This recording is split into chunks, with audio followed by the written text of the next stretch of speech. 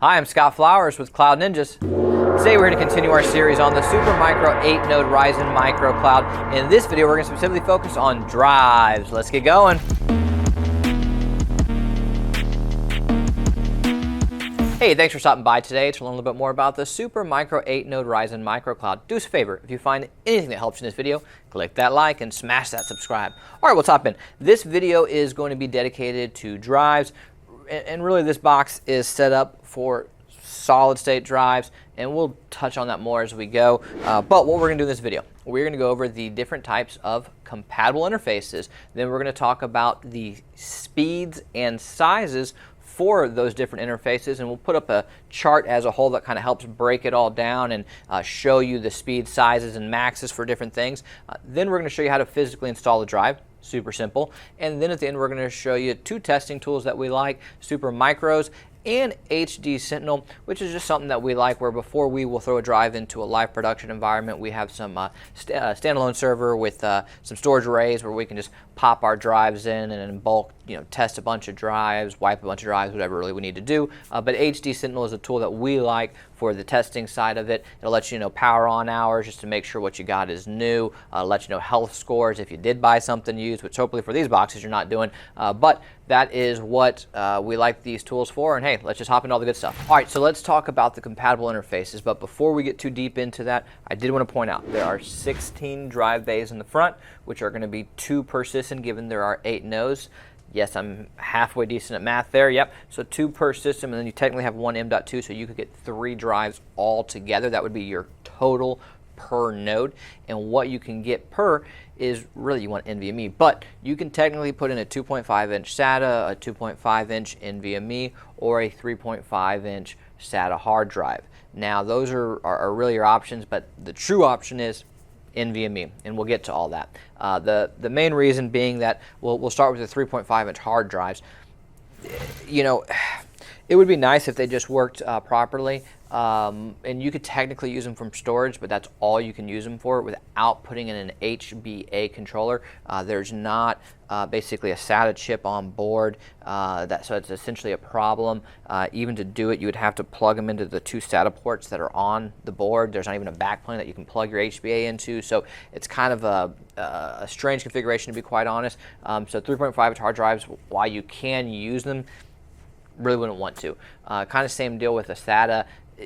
Solid state drives, there's not really a point when NVMe is going to be cheaper, more scalability and faster. So really NVMe solid state drives is what you're going to go for here, right?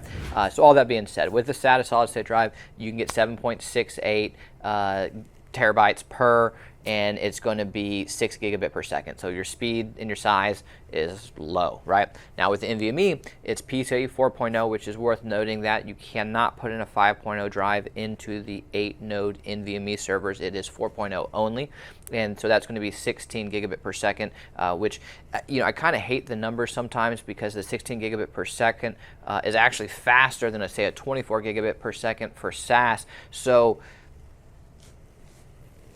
it is what it is. All that being said, it's lower latency, it's faster read and write. So at the end of the day, NVMe is always going to be better than SATA or SAS, and it's cheaper right now, believe it or not. That's the insane part. Manufacturers are moving away from SATA and SAS, don't want you buying them, want you moving to NVMe, and that's what they're mass producing. So NVMe is actually cheaper on a price per gigabyte or price per terabyte than a SAS or SATA. So NVMe is like the true winner here. That's really what you're going to want to go to, and you're going to get 61 terabytes per, is according to the Supermicro spec sheet. Now, I have seen some people out there saying they're getting 122 terabytes in there. I haven't actually tried that myself. If you have and it worked, hey, drop a comment down below. I'd love to hear that, and I would love to know what you're using that for, because that's pretty awesome if you're putting in 222 terabyte drives into one of these nodes.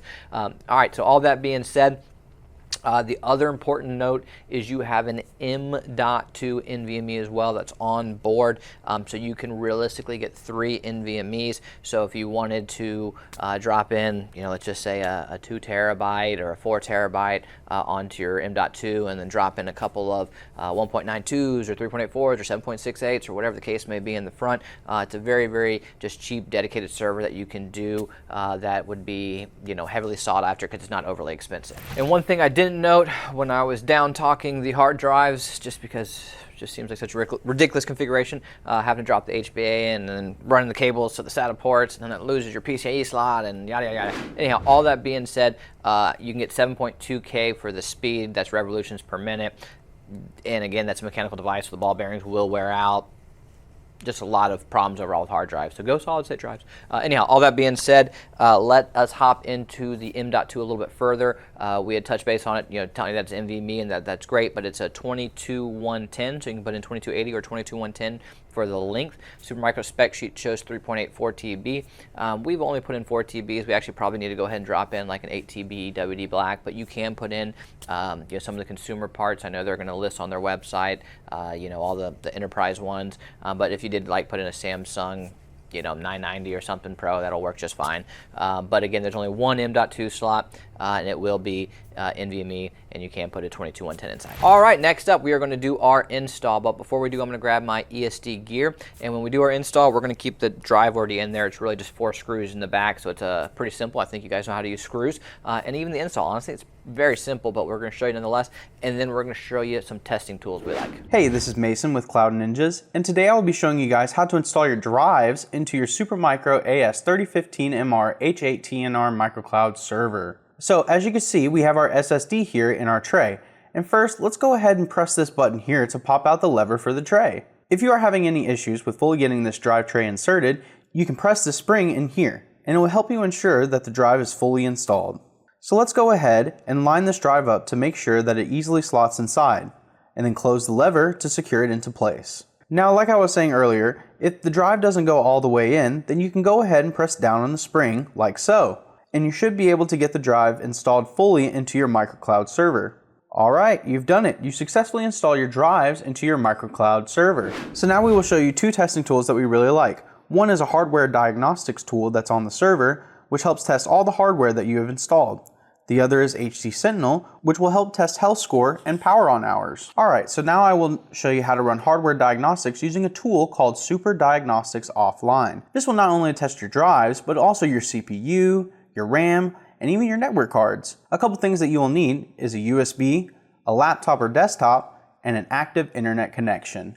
Let's get started. So first, you'll want to go to supermicro.com and hover over the support tab. Then under technical resources, select resources and downloads. Here, you can click on the tab that says management software, scroll down, and where it says applications, select the one that says Super Diagnostics Offline. Once that is selected, go ahead and download the software. Next, you can drag the file to the USB. Make sure that the USB is formatted to FAT32. So now you're going to go ahead and pop it into the server and boot your server up. During post, we'll go ahead and press the delete key so that way we can enter setup. Once in setup, use the arrow keys and go over to save and exit. Then scroll down and select the USB device that you plugged in, and then it'll start running the test. Now this will take some time since it's testing everything inside the server, but once it's finished, you will be able to see the results and find which test failed and which hardware will need more troubleshooting. Alright, so now we will go ahead and show you guys another great tool to test your drives, HD Sentinel. Alright, so I have HD Sentinel pulled up right now, and as you can see, we currently have 2 drives plugged into a storage array, so we can go ahead and test multiple drives at a time. HD Sentinel is an awesome tool since you can see the power on hours, health scores, and how well it is performing overall. This is great, especially if you're using used drives, so that way you can go ahead and see how long that drive has been in use, so you're not using a drive that's been heavily used or have a high risk of drive failure. Now all you need to do is just plug in your drive in the array, and it will automatically populate within the software. And from here you can look at all the information, including health scores, which these 2 drives have 100% health scores, while the new one that we just plugged in here at the bottom has a 99% health score. So overall, this one's pretty good. Hey, do us a favor, click that like button and smash subscribe. And if you're looking for any custom built Dell, HPE, Supermicro, Gigabyte, Asus, ASRock, we do it all. We have both new and refurbished, so please give us a call or email us at sales@cloudninjas.com. That's sales@cloudninjas.com. Anyways guys, thanks for stopping by.